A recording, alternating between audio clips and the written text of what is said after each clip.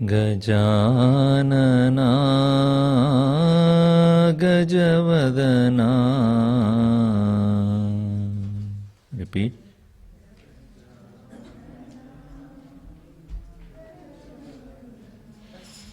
Gajanana Gajavadana.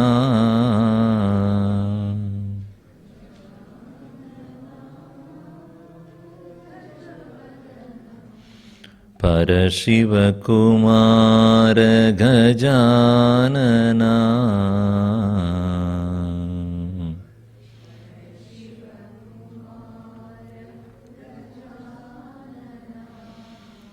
Gajanana Gajavadana.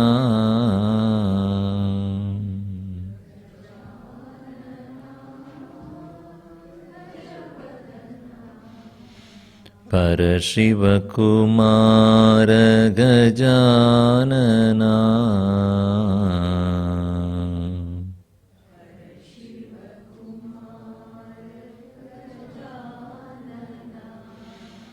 Gajamukha Gambira Gajasura Samhara.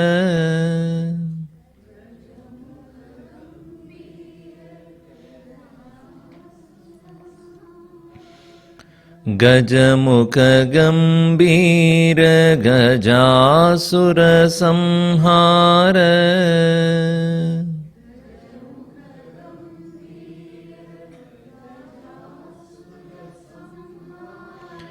Nirata Niranjana Gananata.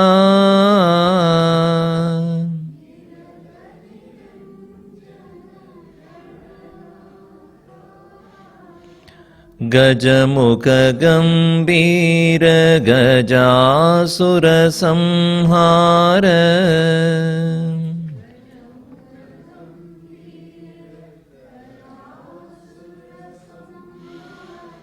Nirata Niranjana Gananatha.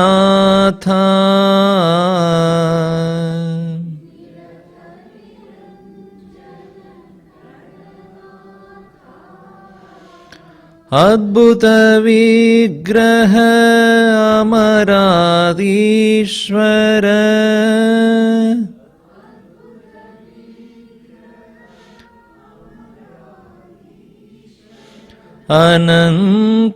Anantarupa Satchidananda.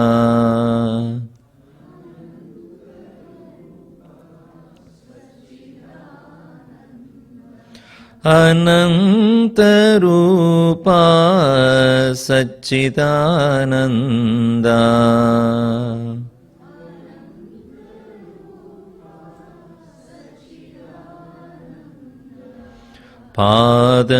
Padanamaste Gajanana.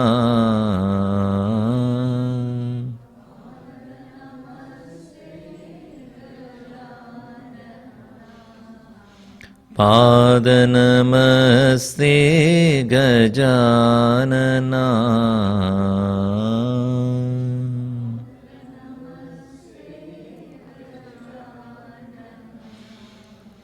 Gajanana Gajavadana.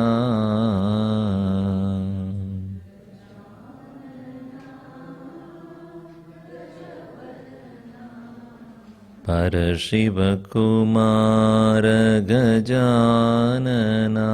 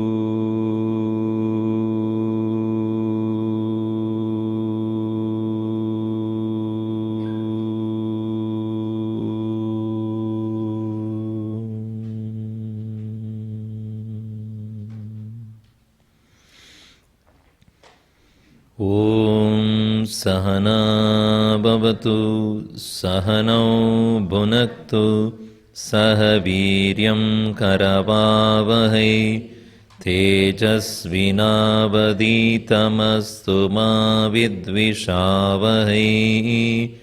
Om Shanti Shanti Shanti. Samasta Jana Kalyani Niratam Karunamayam Namami Chinmayam Devam Sadgurum Brahma Vidvaram. Om Parthaya Pradibodhitam Bhagavata Narayanena Swayam Vyasena Gratitam Purana Munina Madhye Mahabharatam Advaitaamritavarshinim Bhagavatim Ashtadashadhyayinim Ambatvamanusantatami Bhagavad Gite Bhavatveshinim Yam Brahma Varunendra Rudra Marutaha Sunvanti Divyaistavaihi Vedai Sangapadakramopanisadaihi Gayanti Yam Samagaha Dhyanavastita Tadgatena Manasa Pashyanti Yam Yogino Yasyantam Navidussura Suraganaha Devaya Tasmai Namaha Devaya Tasmai Namaha.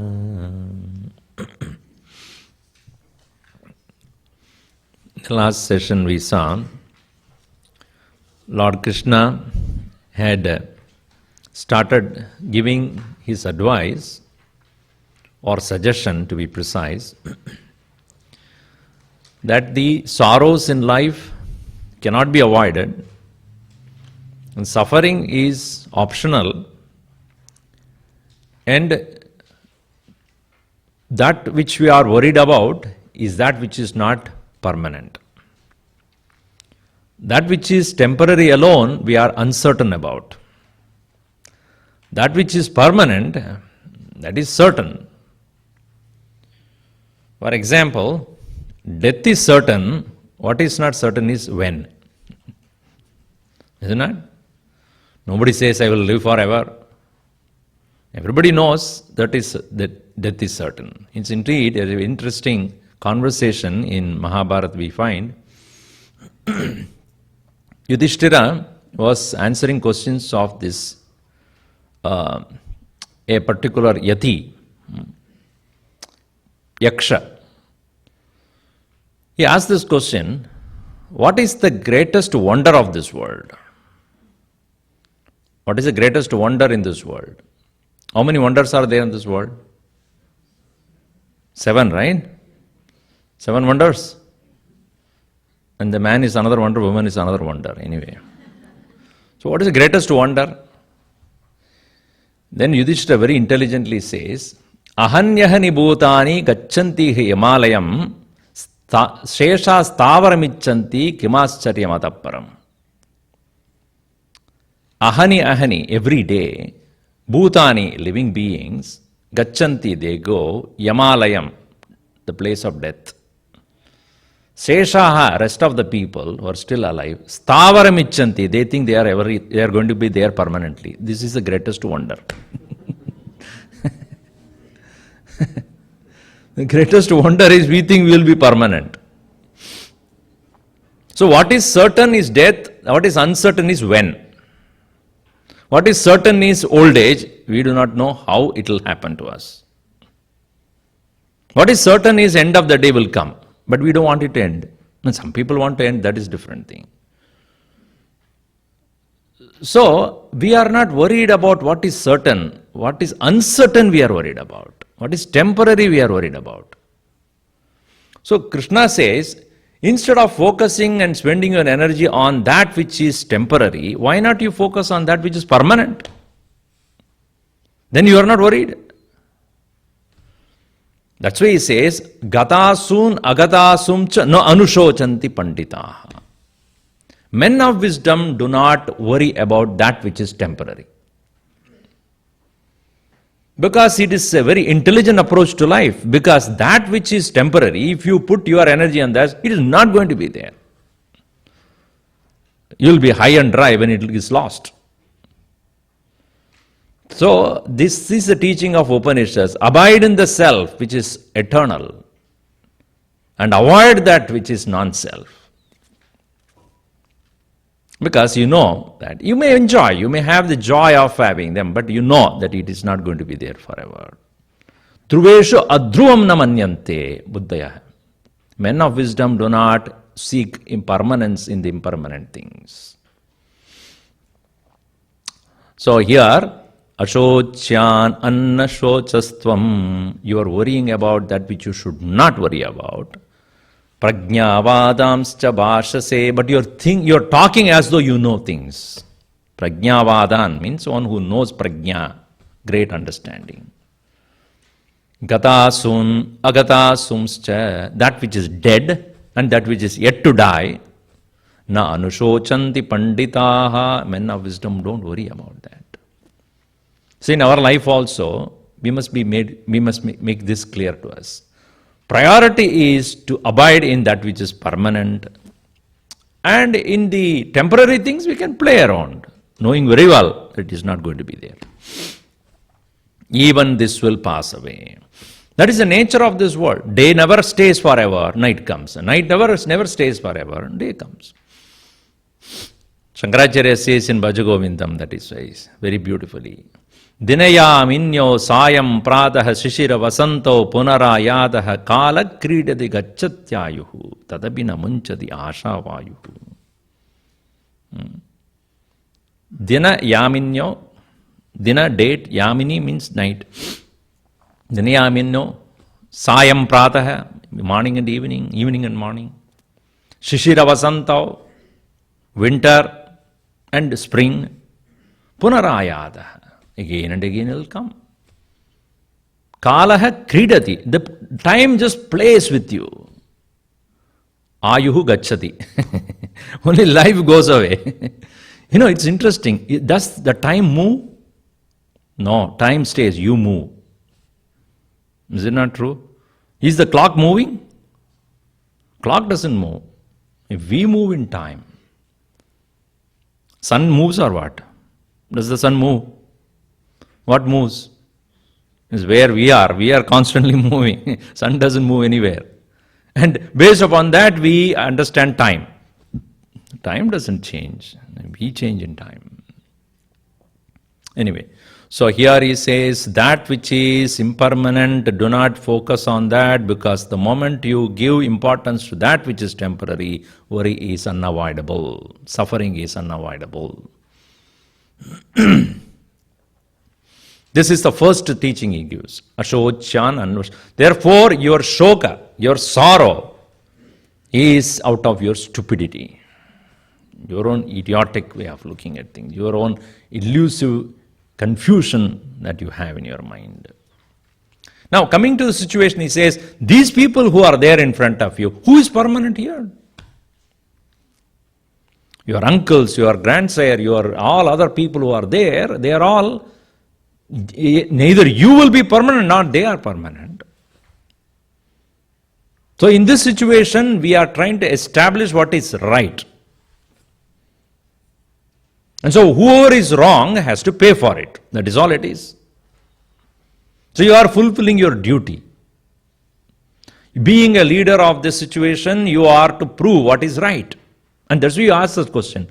Dharma sammuda chetaham. I am confused about what my duty. This is your duty. And as I said yesterday, the soul is undertaking a long journey through this body. This physical body is just an abode, an instrument through which it is expressing.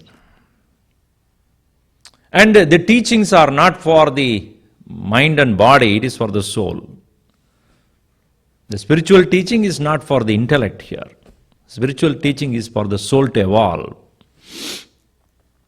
So one thing that a soul which is residing here in this physical body as me, as you, is indestructible. It never dies. What dies is the physical body. Our Gurudev used to say that everybody dies, nobody dies. Every body dies. So once a Australian person, person from Australia came to our Gurudev's camp, So Gurudev asked, "Hey, when did you come?" He said, "I came to die." He said, "You came all the way from Australia to die here?" He said, "Today they cannot say, they say to die. Their pronunciation of day is die. So I came to die." All of us came here only to die, really say. But this physical body is constantly getting changed and die. That is why it's called sharira. Shirnam gacchadi iti sharira. That which is constantly changing and perishing, it is called sharira. Idam sharinam parinama peshalam. This physical body is constantly changing and dying. But that which is presiding over this physical body doesn't die. That's why he gives in the next verse, we see, Nainam chindanti shastrani Nainam dahati pavakaha Nachainam kletayantyapaha Na shoshayati marutaha. When you are watching a movie or a movie in a TV or on screen, it's a movie that moves, not the screen. And looking at the movie, you move. Some heroine is getting, whatever it is.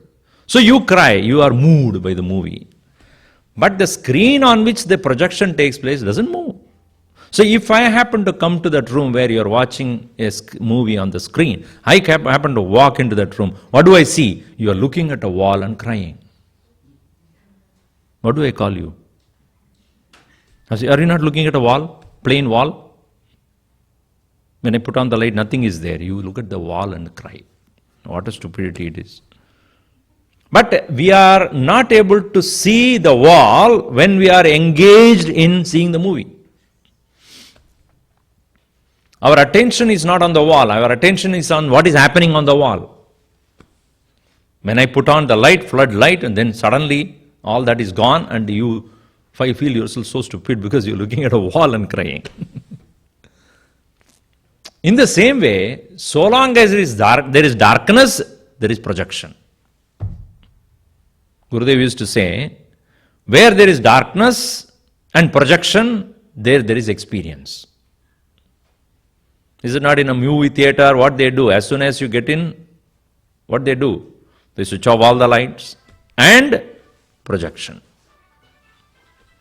This darkness is known as ignorance, tamas, and the projection is known as rajas. Because of the tamas and rajas alone, there is experience.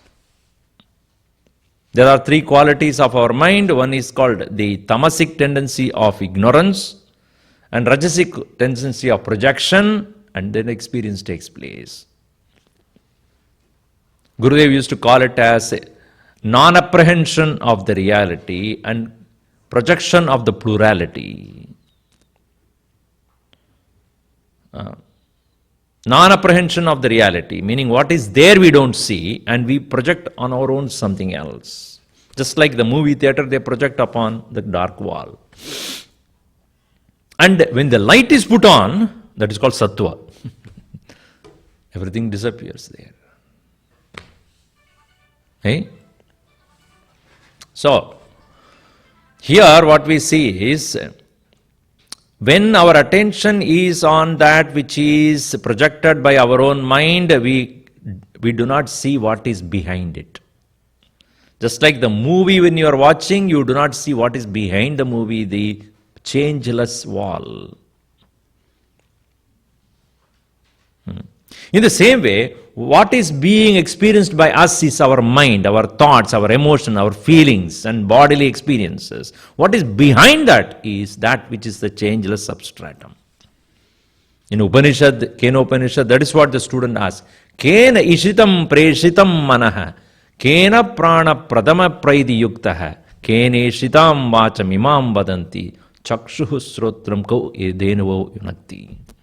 What is that which makes me think? What which makes me talk? What which makes me see? The teacher says, Shrotrasya shrotram manaso mano yat, vachoha vacham sabu pranasya pranaha, chakshushas chakshuhu adimuchya dhiraha, pretyasma lokad amrita bhavanti. That which is making your eyes see is eye of the eye, ear of the ear, mind of the mind, speech of the speech. That which is behind the eyes. Behind the eyes means what? Don't look, then all the eye specialists will know what exactly is there. It is not behind, it is beyond.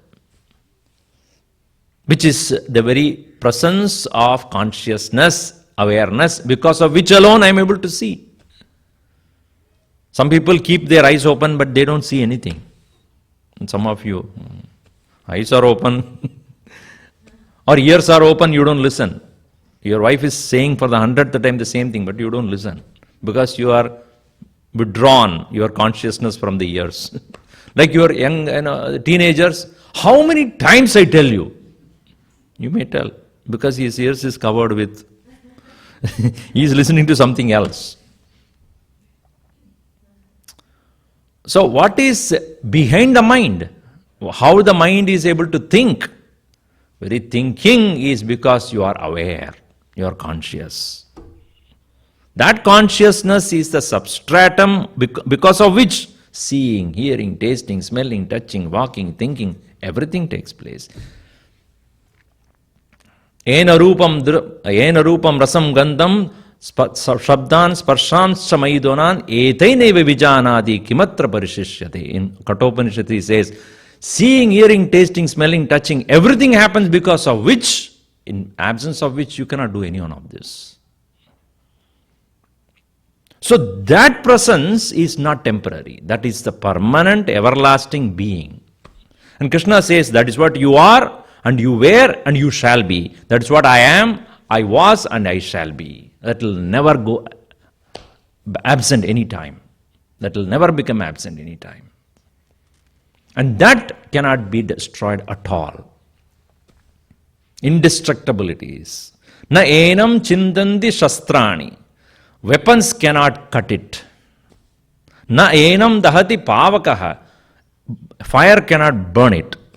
Na cha kletayanti apaha. Water cannot wet it. Na shoshayati marutaha. Air cannot dry it.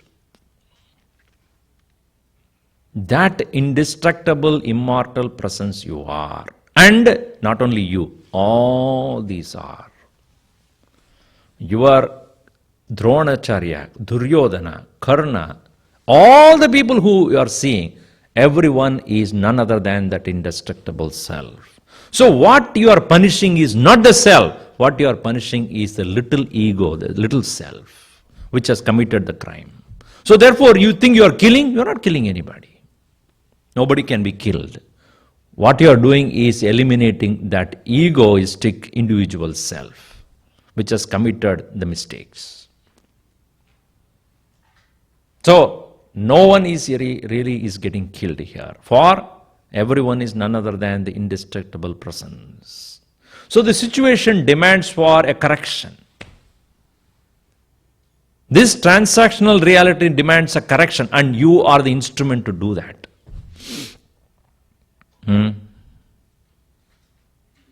So Arjuna, you are not really a one who is committing a crime here.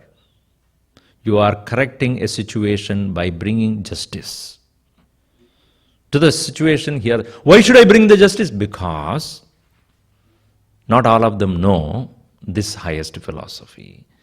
How many of them, really speaking, would understand this except the intelligentsia of any society? A common man does not know. He knows only good and bad, right and wrong. That's what the most people are. Is it not at that level? And this way, people who come to Vedanta are very few in number. Once Guruji was asked Swami Tejamayanji, why is that Swamiji? When you are talking Vedanta, very few people are there. When it's somebody, Rahman, somebody comes in, so many thousands of people go there. So Guruji said, even these people, how they come, I wonder. I don't even know why these people are coming. What is that they are seeing here? I don't know. Because it's not an entertainment here. So in general, in any society, what we find, the majority of people are interested only in right and wrong, good and bad, pleasure and pain. That is all it is. So what I am talking to you is to do the right thing in this situation by knowing what is the absolute. Without any regret. It is not a revenge here, please understand. You have come to this battlefield thinking that you are taking a revenge on Karna and Duryodhana. Don't do that. That's why he put the chariot in front of Drona and Bhishma. If I had put in front of Karna and Duryodhana, you would not even ask this question. Why should I do this? The very fact that you ask that question, why should I do? Because you are thinking that you are going to commit a crime. You are not. I am asking you to do what is the right thing to do. And you are going to demonstrate this to the world. This is the right thing to do. And you should do the right thing only knowing that you are not committing a crime. Right? Otherwise you will be regretful. That's what you said. Why should I kill these people? Sajanam hi kadam hatva suginasya mamatava. Killing our own people, what am I going to do? So, knowing that highest nature, engage in the transactional world. Knowing that the permanent alone is and the temporary is subject to transiency. It is transient. It is temporary. You are not going to regret for it. Every day you cut not every day, you cut your nail, right? No, why? Because it is going to grow again. You cut your hair, it will grow again. Not always, but after some time. But because that is the nature of things. So nothing is that forever it is going to disappear. It will go and then it will come back again, it will come back again. So also the people here. They may not be in this body, then again they come back. Until the soul learns that they will keep coming back. Punarabhijananam, punarabhimaranam, punarabhijanani, jatare shainam, ihamadustare bahudu. This world is continuous cycle. Never it is going to end. Until the individual soul recognizes and realizes the highest reality, it will keep coming back. In this world of spirituality, tests are given first and lessons are taught later. Unlike the usual way, first the lessons are and then the test. No. In life, test first, lesson later.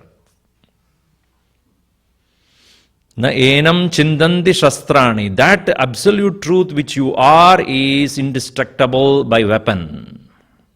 Na pavagaha dagati. The fire cannot burn it. Just even the space is not burnt by fire or wet by the water. Nothing can be done to the space. Why? Because it is not considered as a created element by the science. So here it is subtler than the space. To understand it is difficult because it requires you to go metaphysical. You have to go beyond the physics. That's why in the next verse he says, I am talking to you about something which is not easily comprehensible. Ascharyavat pashyati kaschitenam.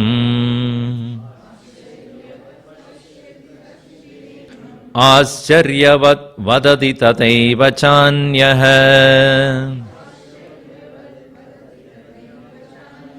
Ascharyavat cha enam anyashrunoti. Shrutvapyenam vedana chaiva kaschit.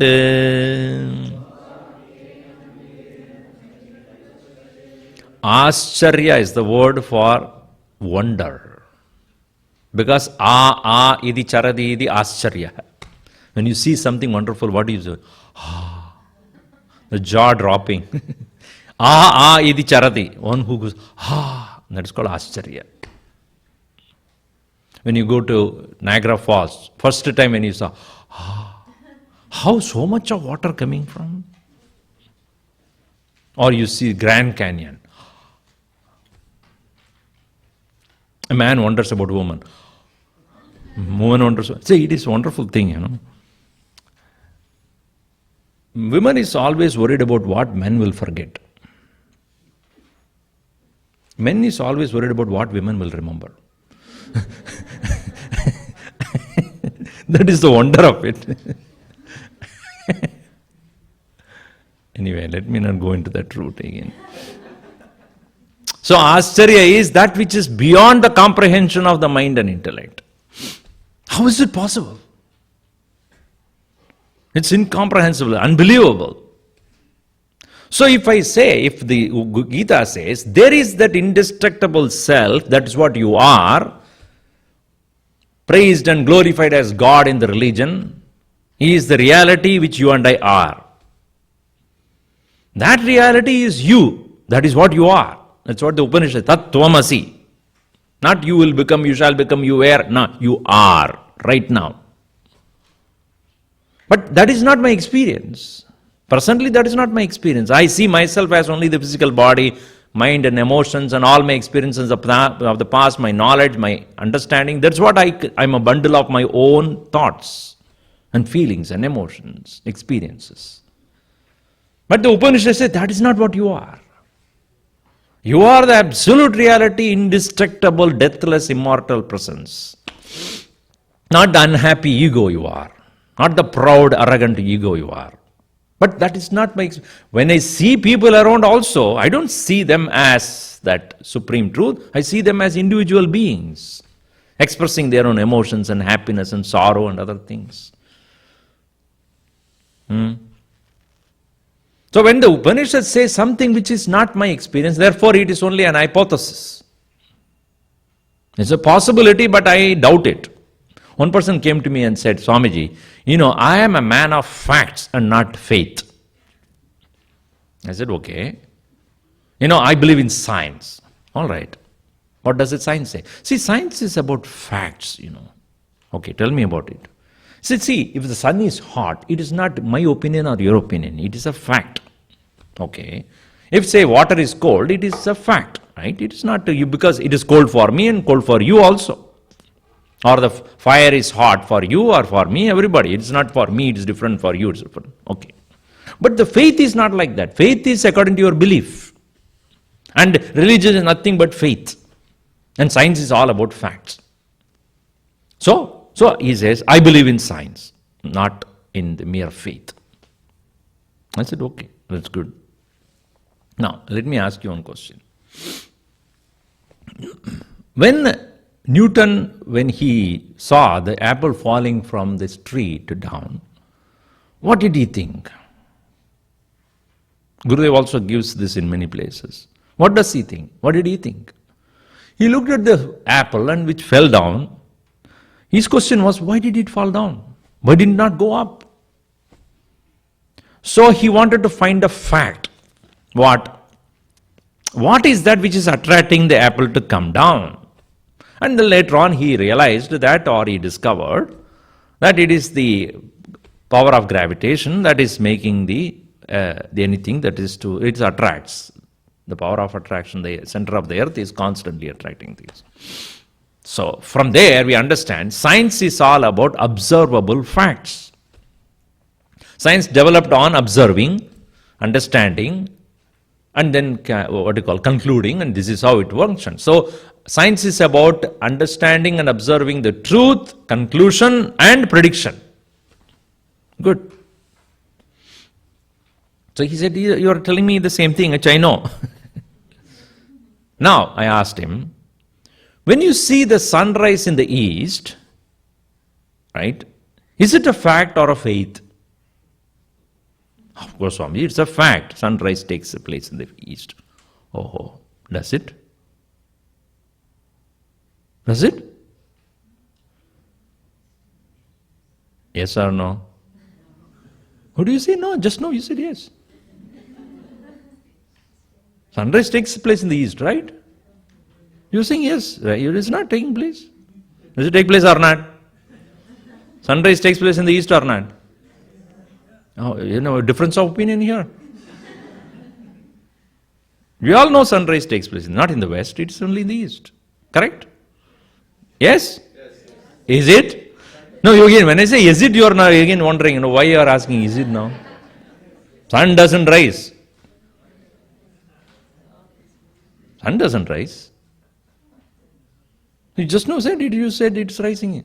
Oh, but that's what I experience. You experience. Your experience is contradictory to a fact. So, what does the science say? Sun doesn't rise. Okay. What happens? Earth is moving. Fine. Now tell me, you have seen it that way? Have you gone outside the earth to see that the sun doesn't rise and only earth is moving? How many of you have seen that way? How many of you gone outside the earth to find out the sun doesn't rise? So what do you have? Faith. Is it not that you believed? And we believe in the science or in the scientists who say, or who are astronomy, that they say that it is not the sun that rises, it is the earth that is moving. Even though it is not my experience, but I believe. I'm not saying it is not true, but it is not my truth, it is not my experience. So also, when the spiritual science says you are the self, it is the beginning, itself is the faith. Only when you discover and experience it becomes a fact. That is what the rishis did. They began with faith. Asti tyeva upalabdhavyaha. Upanishad clearly says, begin with faith, you reach in fact. If you don't even begin with faith, where do you start? If you say, I don't believe in the existence of the Supreme, it's all just a humbug, it's just blabbering of the lotus eaters.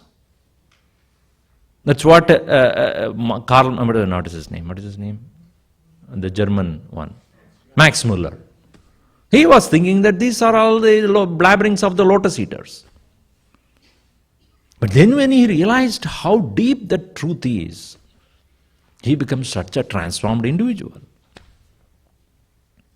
So, spiritual science is also about a fact, but it knows that presently we are not capable of understanding that. Therefore, begin with the faith. So that is why one of the qualifications that is expected of a student is Shraddha. What call Viveka, Vairagya, Shama, Dhamma, Uparadi, Shraddha. Faith. Here faith is not a blind belief. Belief to be tested by personal experience. So faith is a journey from belief to experience. If you don't believe, you don't start. That's why Gurudev used to say, faith is a belief in that which you don't see. The end result of is you see what you believe in. Faith is a belief in that which you don't see. The result of which is you see what you believed in. You start believing and you end in seeing. So science says we believe only what we see. Faith, spirituality says you believe and then you will see.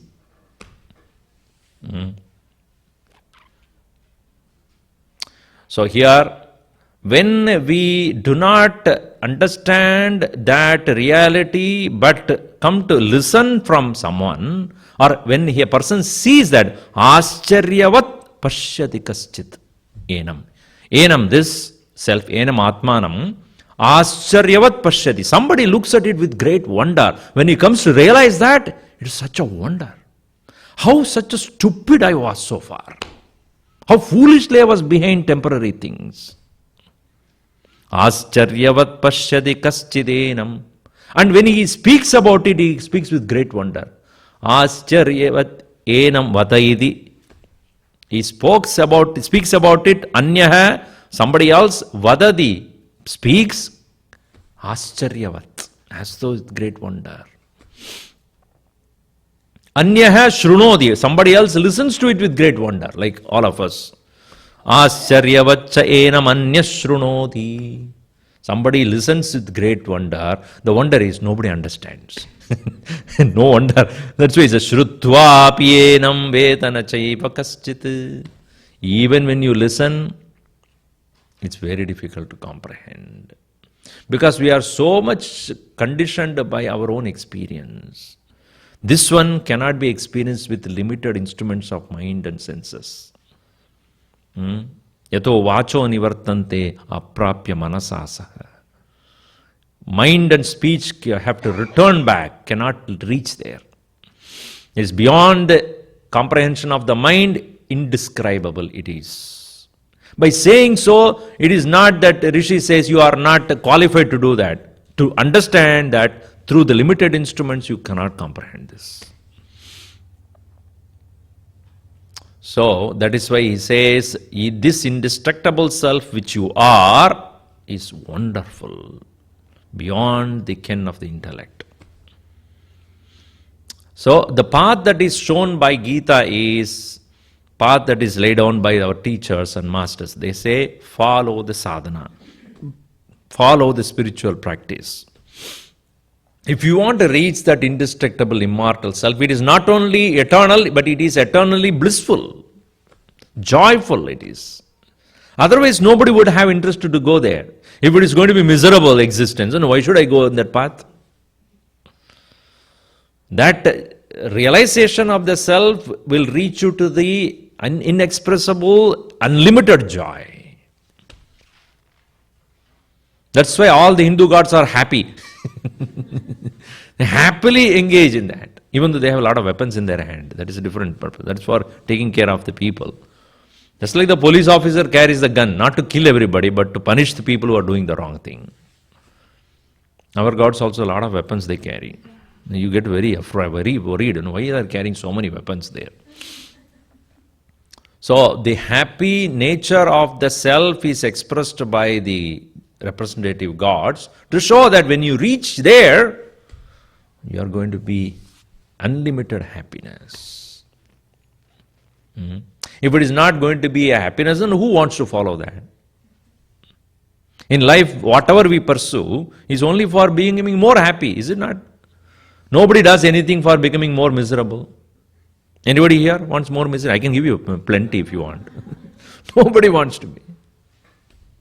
So the spiritual path is also a path towards leading us towards greatest joy, unlimited joy. So here, the spiritual sadhana is pointed out in the last part of the 18 verses in second chapter, which is the portrayal of a man who has reached that highest nature. That's a beautiful portion which is called Siddha Prajna Lakshanani, the characteristics of a person who has got enlightened. Siddhasya Lakshanani Sadhakasya Sadhanani, meaning the characteristics of a man of perfection will become the path for the imperfect.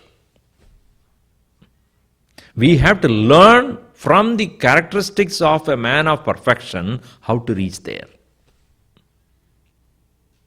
So these 18 verses which we find in second chapter is about description of a man of perfection. We always need a portrayal or a kind of a goal to be portrayed so that we can know whether we are on the path or not.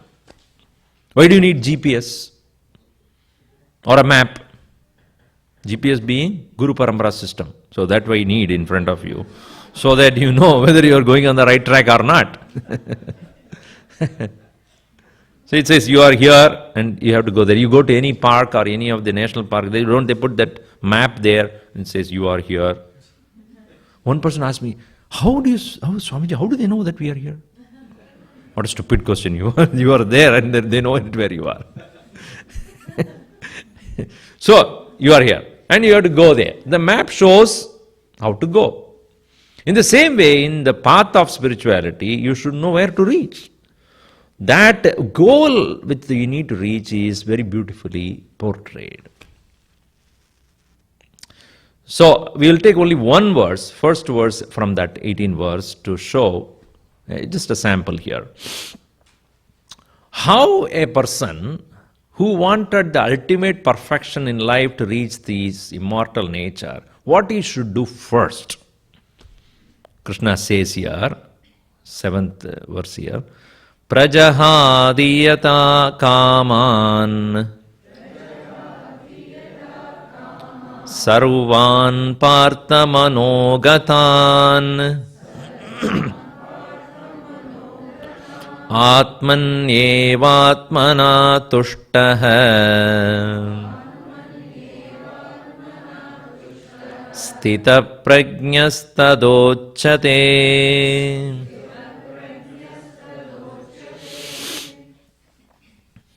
The word that is given, coined by Krishna here for a man of perfection is Sthita prajna. Sthita means steady. Prajna means consciousness. Steady wisdom or consciousness. The word prajna comes from Upanishadic literature. Prajnanam Brahma. Consciousness is the absolute. Now let me explain that word, then you will understand what it really means. In Sanskrit, jna is to know. Jna, to know. Jnanam is knowledge. Now what in general we have in the world about material things is jnanam. I know this is a glass and this is a watch, this is a wood, and this is a seed, this is a hall. This I know because I have known this before. Somebody told me about that. When I was young, probably I was taught this is chair, this is table, this is flower, this is sky, this is bird. So we learnt many things by our own personal understanding or observation, or somebody taught us, whatever it is. Jnana. When we go into a specific field of knowledge and try to learn more about it, all of you have done that, about computer, about law, about science, about whatever it is, that is called Vijnanam, Vishesha Jnanam. So not all of us know the same thing. Somebody is on medicine, somebody is on law, somebody is about other things. So Vishesha. So Jnanam in general knowledge, Vijnanam is special knowledge. Nowadays speciality is so high. And when I went to one doctor and to test my eyes, he said, I am a right eye specialist, not a left eye specialist. Oh, that is also specialization now. So we are becoming more and more specific about the knowledge. So Vijnana means specific, special knowledge. Now the same word Jna, when it is prefixed by pra, it's a totally different thing. Jna, to know. Jnanam, knowledge. Vijnanam, special knowledge. But the V is replaced by pra, it becomes totally different. That means prajnanam, which means consciousness. See, I and you are aware, and therefore we know other things. Whereas the chair on which you are sitting, it does not have prajna. Otherwise it would have thrown you a long time back. It's inert. It is not alive. Meaning, it does not know its own existence, much less it knows any other existence. I am aware of my own existence and existence of everything else around me. Because I am aware of my existence, therefore I know the existence of all other things. When I am in the state of sleep, all of us, we are not even aware of our own existence, therefore we don't learn anything else. But when I am awake, I am using the senses, eyes, ears, nose, tongue, skin, mind, then I am aware of everything around me. So that which is considered as a life is none other than awareness. Even a plant is aware, its own existence, but it cannot move. It has to stay wherever it is. Stavaram. Sthavara means that which stays in one place. But it is aware of its existence. That's why it's looking for sunlight, it's looking for water, it's looking for energy from the earth. And if you want that plant to grow well, you go and sing, and because you sing, it dies immediately. It cannot tolerate you, it cannot do anything else. If it is anything else, it will run away, but plant, what can you do, poor thing. So a living being, a Chetana Vastu, is that which knows its existence. So all living beings are bestowed with or provided with consciousness. So a plant is aware of its existence. It may not be aware of existence of anything else. It may not understand that. Whereas an animal does. It knows its own existence and it knows what to do. It can search for food. It can reject food. It can also multiply itself on its own wish. Human also can do it. But human beings a little more advanced, it can search for happiness. And he can choose to be happy or not to be happy. So Sat is there in the plant, animal and human. Chit is there, animal and human. Ananda is exclusively the human, what you call, pursuit. That's why Constitution, US Constitution, what is that? Every man, every citizen of this country has the right to pursue his own happiness. Right? So, as a human being, our constant pursuit has been happiness. I want to be happy. Nobody to be denied is happiness or her happiness. So this awareness is exclusively present, and because of this awareness alone, all knowledge will take place. If I am not aware, I have no knowledge. Therefore, prajna is greater than jnanam or vijnanam. That's why it is said in the Upanishad, prajnanam brahma. You are that consciousness. That consciousness is the absolute presence, prajnanam brahma, and ayam atma brahma. And where is that consciousness? In your own self. Ayam atma. So, prajnanam brahma, ayam atma brahma. Okay. Brahman is consciousness. B is equal to C. A is equal to B. What does it mean? Atman is Brahman. Brahman is consciousness. What is A? Consciousness. So that is called ABC of Vedanta. B is Brahman, C is consciousness. B is equal to C. A is equal to C.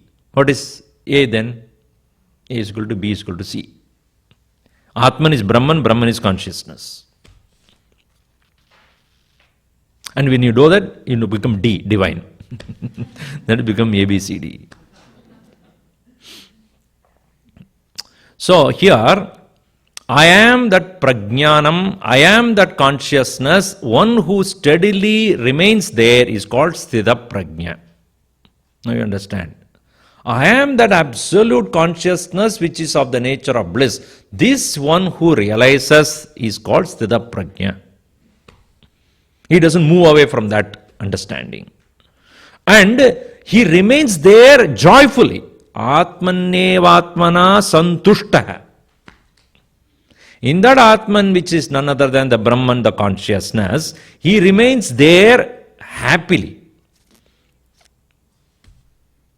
Atmanevatmana tushtaha. Content with his own being as consciousness, as blissful. That person is called man of steady wisdom. Siddha prajna. Now why you and I are not? Why in spite of knowing this we are not able to be there? Simple reason is we have what is known as desires. the transient pleasures and immediate joy that we are seeking in this world, keeping us occupied with the world, and therefore we are not available to be there with the consciousness.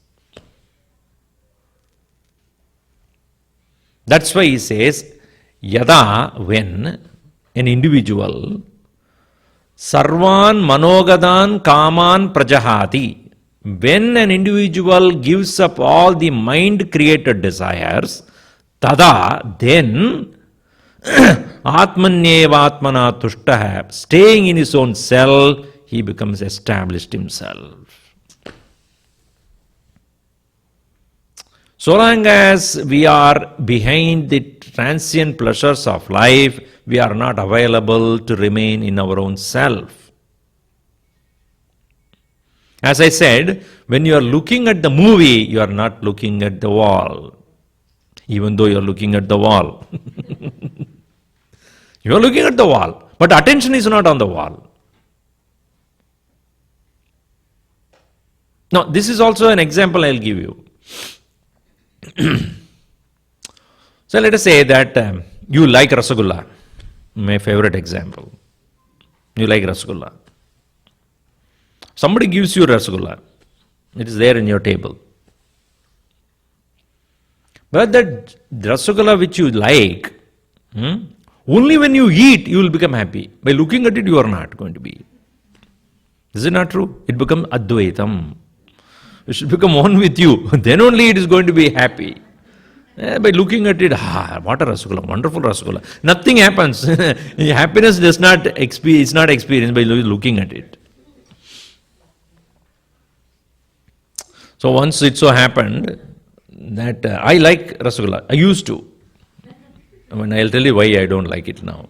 I don't know whether I told you about this or to you or not. Have I? Last time? No, it's okay. Now I don't know. So once I was teaching in Bombay, and then one day night somebody knocked at my door. Almost 11 o'clock. I said, 11 o'clock somebody is knocking at my door. Why? Open the door. Swamiji, I just came from Calcutta. I brought you one whole container of Rasgulla.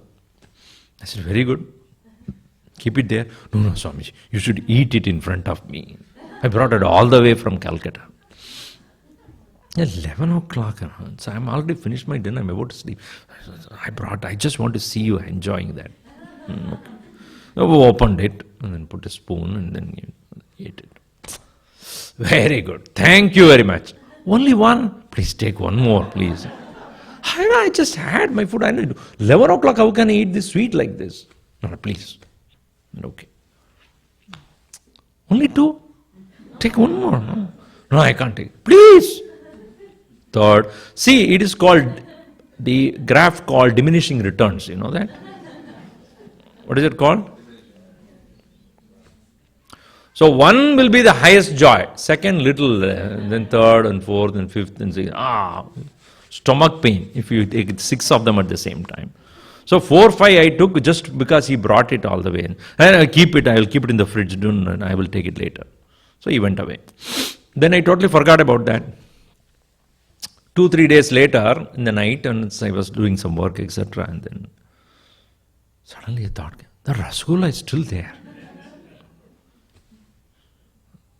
So I went there and opened that fridge, removed that and put my hand and see the fat of this whole Rasgulla is the sugar, right? So I squeezed Rasgulla to take out that rasam from out of that, and blook came a small cockroach, a black one.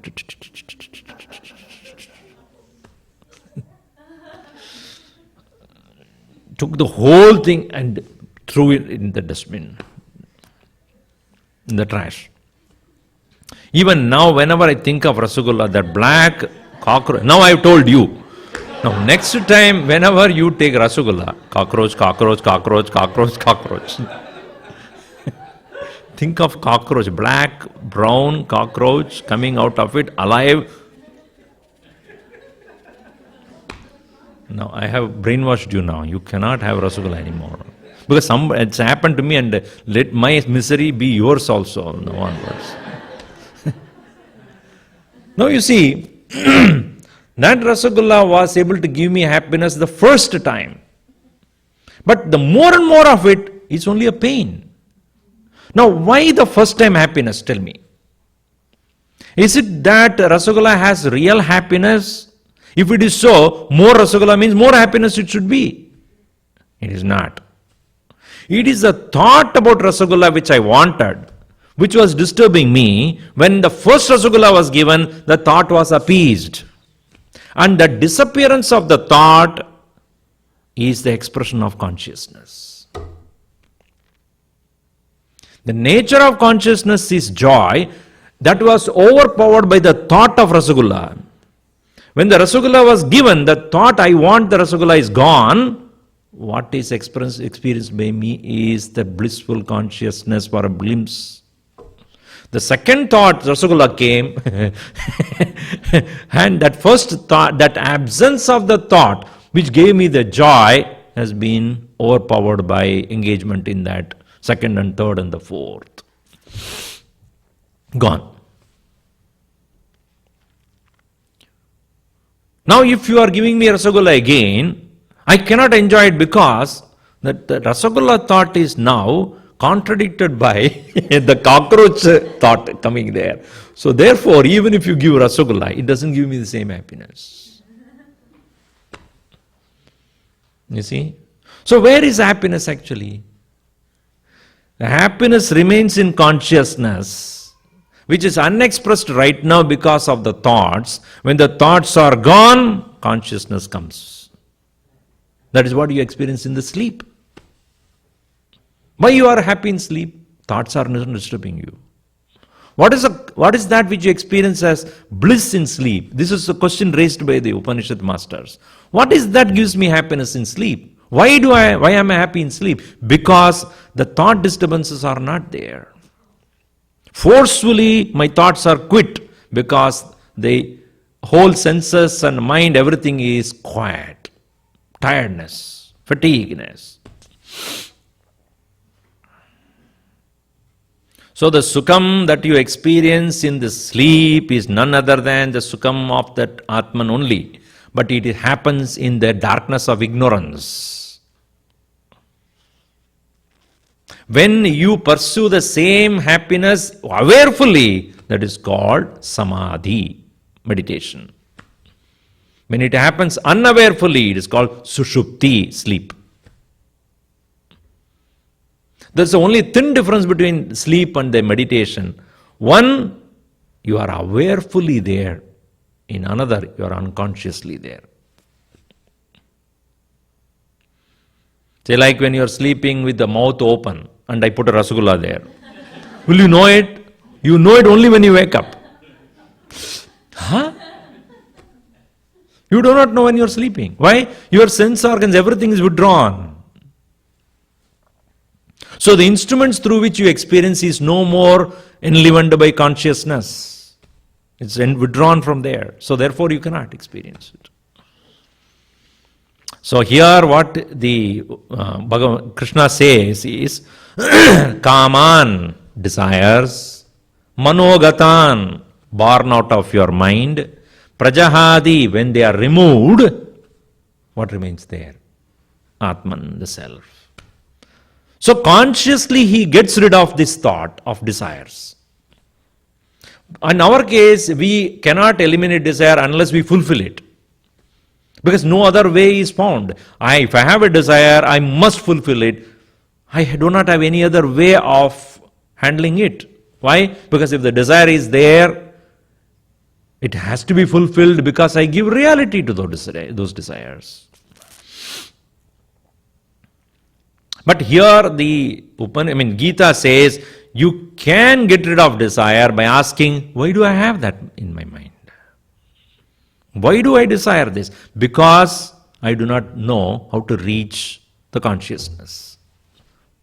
So through the desire fulfillment alone is I know how to be happy.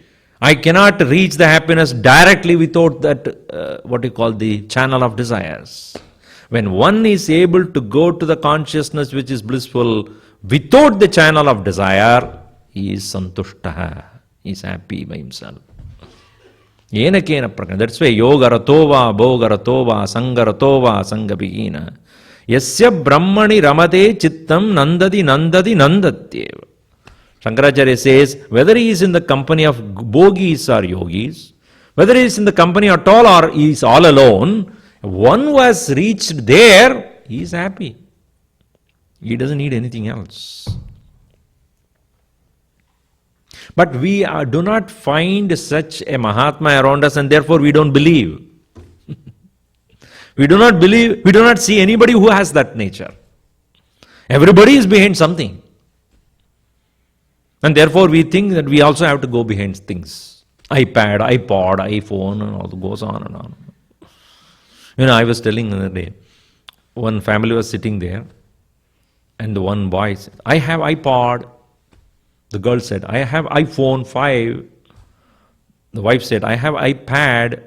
The man says, I paid. All others are happy except him. So we want this or that to make ourselves happy because it's all the demands of the mind. So we do not know how to transcend the mind and reach that consciousness. Only when the thoughts or desires are fulfilled, we see a glimpse of that consciousness.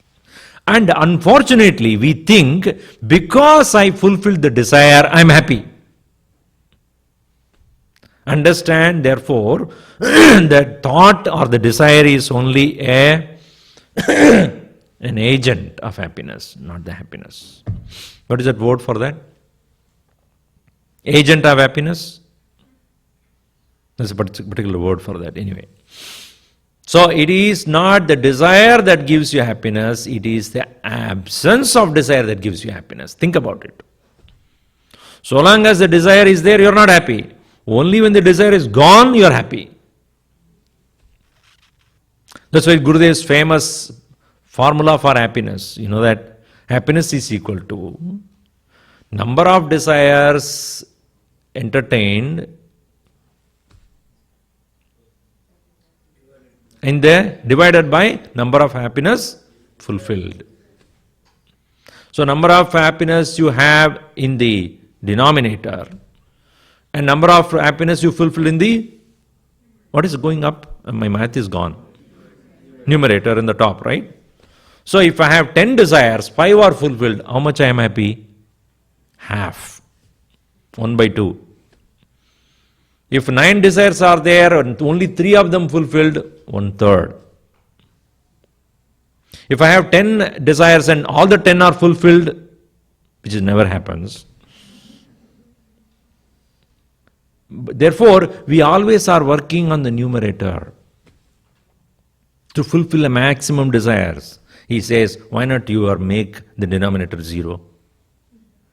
Then what will be your happiness? 1 by 0, 2 by 0, 3 by 0. What is it? Infinitely happy. The world outside is only engaging you to increase your numerator. Spirituality is all about zeroing your denominator. Zero it. Then you see yourself. What happens? So, a person who has zeroed the denominator, prajahati yata kaman, sarvan partha, O partha, all sarvan manogatan kaman yada prajahati, tada atmanyevatmana tushtaha sthita prajnaha uchyate.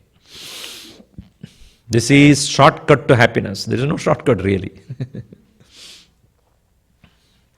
So, Bhagavan Krishna says, this is how a man of enlightenment is, and that should be your goal. Work on your desires then. Ask this simple question, do I need it?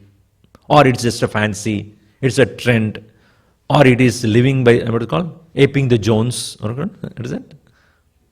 Keeping up with the Jones, because there's somebody else, therefore I should have. Is that really you need it?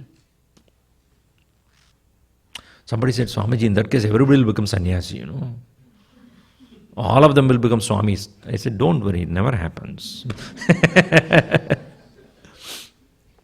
Because the general belief is sannyasins are most miserable people. Isn't it? That's what people think. good for nothing. They are good for nothing, therefore they become sannyasis. One lady came to me and said, Swamiji, my second son is so useless. Can you make him a sannyasi?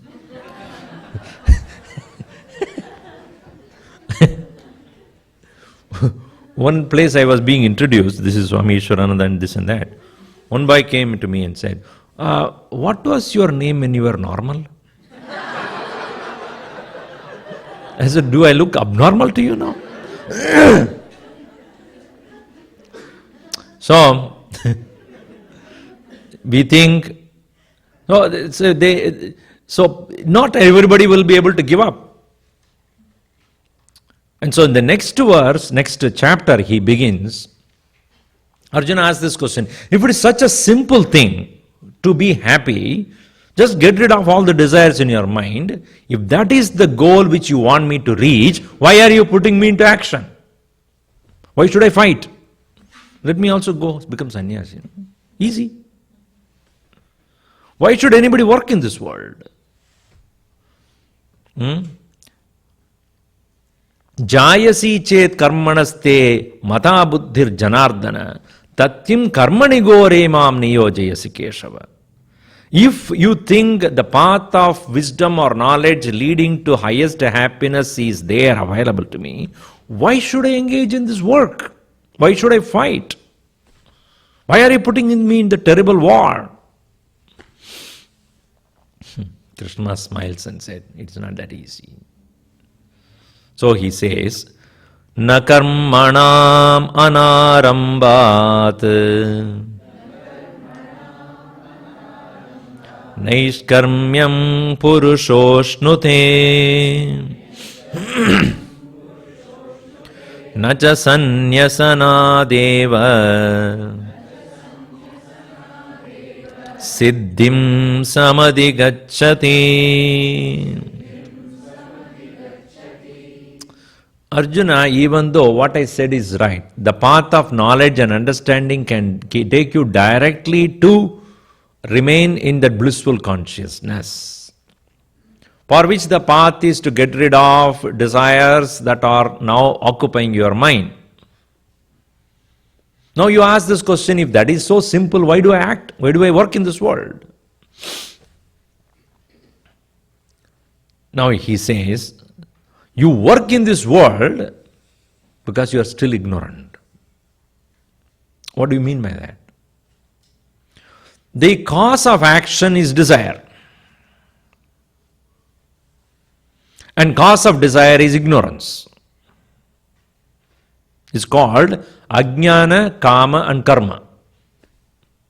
AKK. Ajnana, Kama, Karma. Avidya, Kama, Karma. Desire action presupposes desire.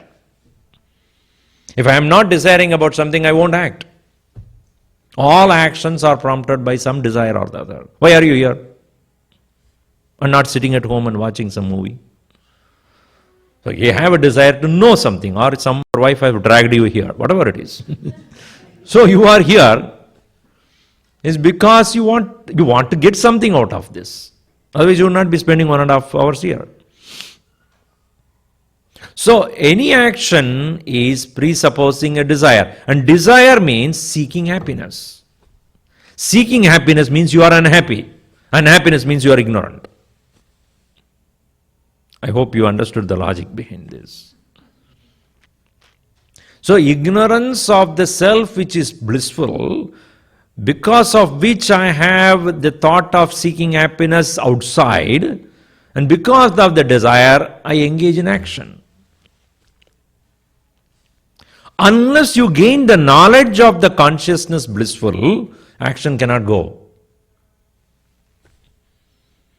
Unless you have eliminated desire, action will not be there, will not be eliminated. Any amount of action does not stop action. Krishna Shankaracharya says in Atma Bodha very clearly, Avirodhitaya karma na avidyamini vartayet. So long as ignorance is there, action will continue. Because action cannot remove ignorance. If I don't know anything, I cannot come to know about it by doing some action. I should know it. Let us say you are angry. What do you do to get rid of anger? What should you do? Tell me what you do when you are angry. Shout. Right? Or throw things away. So one person was in an apartment, and he found this next door, one husband and wife, they were always laughing.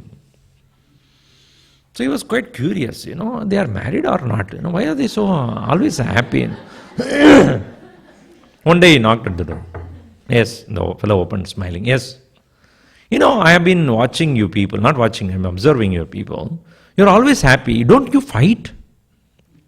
What do you mean? We fight all the time. But I hear laughter. Oh, that one. When I'm angry, I throw things on her. And she ducks and she laughs. And when she is unhappy and she throws things, I ducked and I become happy. So that's what you hear, the laughter. That's all it means. So when I am angry, what action will remove that anger? Anger or such negativity cannot be removed by action, only by understanding. Is it not true? If I'm angry about you, what action should I make you to make myself not angry on you? I can slap you, but still I'm angry. Until I talk to you and remove that misunderstanding, it will never end. So action cannot remove psychological disturbances. You may take a medicine and sleep. Next day, you still are angry. So ajnanam is absence of knowledge, can never be rectified by any action. Because the mother of action is ajnana. Ignorance is the mother of action.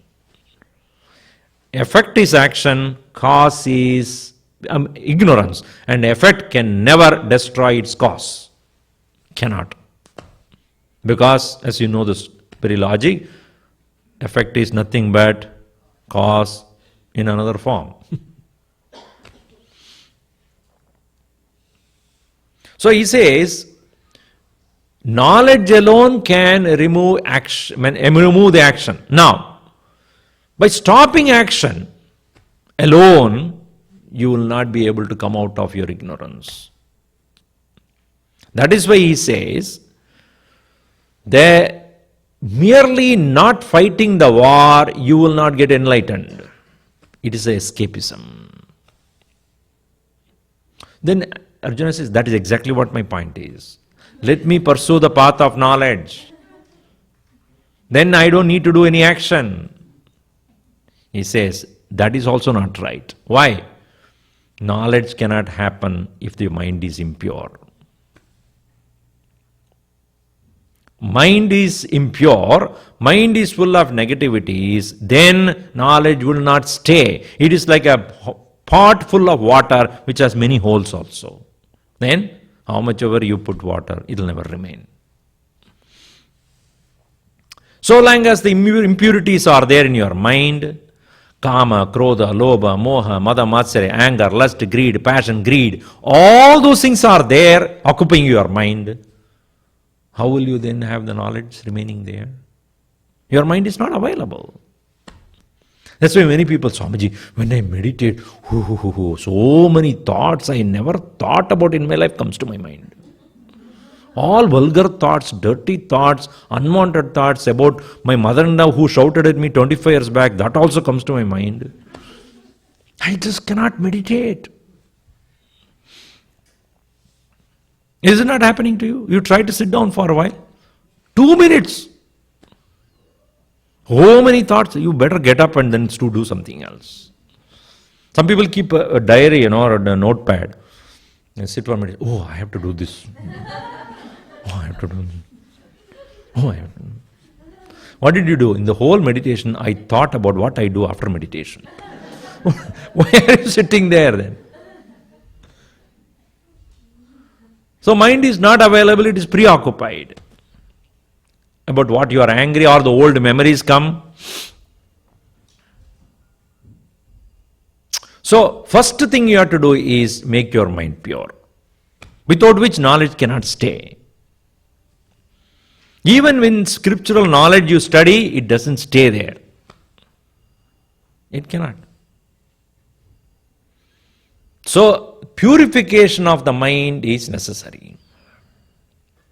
It's like if you are going to buy a milk or get a milk, and if the vessel that you have is dirty, even if the pure milk is poured into it, it will split. Not the milk is a problem, but the vessel is. Similarly, the knowledge you may get from the scriptures, Gita, Upanishad, but the mind is impure. So therefore he says, Karmanam anarambat naishkarmyam na purushaha ashnute. By not doing the work, you will not reach perfection. That's what you are trying to do, Arjuna. Trying to get away from this battlefield and run away from, you will not reach anywhere. Why? Because just escaping from work does not mean peace. You will probably run away from this battlefield, go there in the forest. Oh, the useless fellow Duryodhana made us sit here in the forest. I have no comfort of their kingdom and I have to kill that. Oh, your mind is still angry, you are upset. And how can you run away from the battlefield? Will it happen? It is said one person, he really got frustrated in his life. He had children and wife, etc. He said only way to sannyas. One day he just ran away from his house, went to Himalayas. Went there in a small cave and he sat there. And some other sadhus who are swamis who were there, they said, okay, poor fellow came, we'll give him something, some food and other things. Sat there. One day passed by. Then he had carried only one set of clothes with him. So he went there, washed his other clothes and wore the new one and then put it for drying. It so happened there were some rats there, they ate away that cloth. Rats are plenty there. They ate. So he didn't have any clothes to wear next day. So he went to another sadhu who was there next cave. You see, I lost my clothes because this rats ate away. What do I do? Simple. I'll give you a cat. If you keep a cat, the rat won't come. But only thing is you have to feed the cat some milk. Where do you go for milk? When you are going for food somewhere, when you are asking, ask for milk for the cat also. Okay. So then he gave him some cloth also and a cat. So he wore the new clothes, a cat he brought.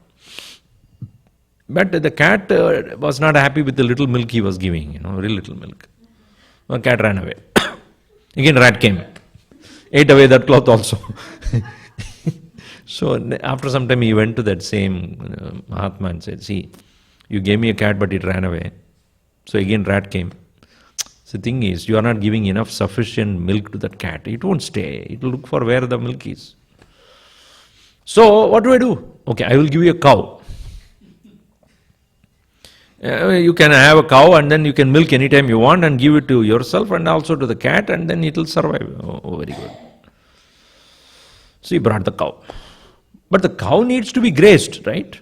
It has to be taken to the grass and all those things. So instead of meditating, he was grazing with the cow most of the time, because it needs enough food to bring the milk. But he put all these cow dung and all those things, the mosquitoes started coming and then he was sitting, He was not able to meditate. And the smell of that cow dung, he got up and went to that sadhu. He said, see, this is too bad, The cow, it's my rat problem solved because cat was there, I gave enough milk, and the cat problem is solved because cow is there, but the cow is the problem. Cow dung, and then I have to take it for grazing and cleaning it up, and so much of work. Okay, I have a young girl in the village. I'll give her to you. She will take care of the cow, she take care of the cat and the rat, everything, and she will cook for you also. The girl came to the cave and within a year or two he got 3-4 kids out of her also. Now you see, where he ran away from, he created another one. This is our problem. Wherever we go, we carry our problem. So by not doing an action, you are not solved the problem there. So your mind is impure, it seeks so many things. So such a mind, wherever it goes, it will look for it. You mean to say in isolation, in solitude, you will be happy? Even if you are happy, it is only situational, circumstantial. Once you come out of that atmosphere, the mind is still. Just like when you go to sleep, you are the great saint. Because you cause no problem to others. That's why they say, sleeping like an angel. Oh, when he gets up, you will know. He is an angel or a demon. When we are not available in the world is happy. When we wake up, Rakshasa we become. So, by not doing an action, you are not going to reach perfection. Then he says, why not I learn? Nacha sanyasanadeva siddhim samadhigacchati. Merely giving up does not reach you there until the knowledge takes place. By running away from action, you don't reach perfection. By renunciation of action, you did not reach liberation. By mere giving up, it is not going to happen. By changing the name, nothing happens. That's why Shankaracharya says, Jatilo mundi lunjita keshaha kashayambura bahukruta veshaha pashyannapi jana pashyati moodaha yudara nimittam bahukruta veshaha. Even his times, people were taking up the so-called sannyasa, but not having the real renunciation of ignorance born out of the right knowledge. So, Arjuna, don't escape. So, I prescribe to you doing action for the sake of purification of your mind. And that is known as Karma Yoga. Action you do, but the intention is to purify. Now also you do action. Now you do action to fulfill your desire. And therefore impurities are not gone. More and more desires come to you. But now I prescribe to you action that will remove your impurities. Therefore your intention is not to fulfill your desire. The intention is to purify your mind. Action will remain the same, but the intention will change. So Krishna, while talking to Arjuna, telling all of us, don't change what you are doing, but change your motive. Change your purpose. Change your intention. And that is what is the beautiful path known as Karma Yoga, the path of action. Only when the mind has become pure, it has the receptivity to knowledge. Only when the mind is calm, you are available for wisdom. If the mind is disturbed and agitated and negative, even if the knowledge is given, it doesn't stay. And that's why our Guru used to say, you will have a cross ventilation. You listen and it goes away. Nothing remains in between. So that we will see in the next session tomorrow. Om sarve bhavantu sukhinah, sarve santu niramayaha, sarve bhadrani pashyantu, ma kaschid dukkhabhat bhavet. Om shanti shanti shanti. Hari Om Sri Gurubhyo Namaha. Hari Om.